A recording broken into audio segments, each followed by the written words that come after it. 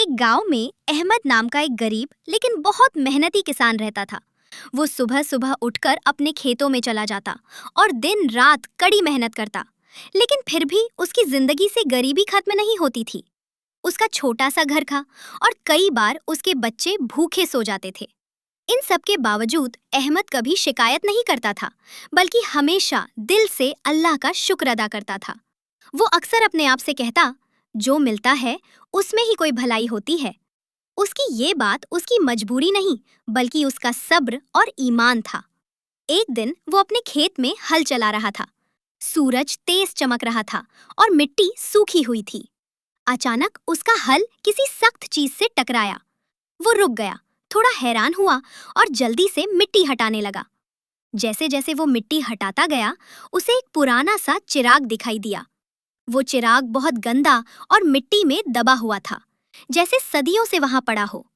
अहमद ने उसे उठाया और अपने कपड़े से साफ करने लगा। जैसे ही उसने चिराग को रगड़ा, अचानक हवा में धुआं सा उठने लगा और कुछ ही पलों में एक शक्तिशाली जिन उसके सामने प्रकट हो गया। उस जिन की आवाज गूंज उठी, ए इंसान, तुमने मुझे आजाद किया है, अब तुम जो चाहो मांग सकते हो। अहमद डर गया, उसका दिल तेज धड़कने लगा, लेकिन उसने खुद को संभाला। उसकी आंखों में डर भी था और हैरानी भी।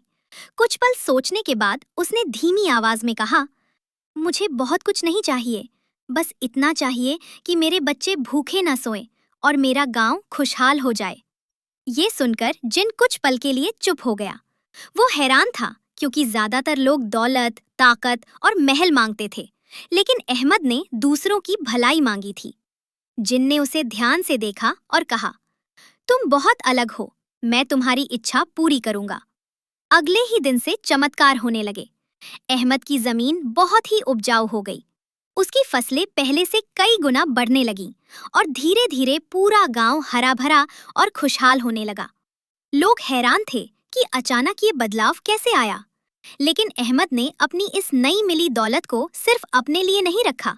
उसने पूरे गांव के गरीब लोगों की मदद शुरू कर दी। किसी के घर में भूख नहीं रहने दी, कुएं बनवाए और बच्चों की पढ़ाई का इंतजाम किया। उसकी आंखों में अब पहले जैसी थकान नहीं थी, बल्कि एक सुकून और संतोष था।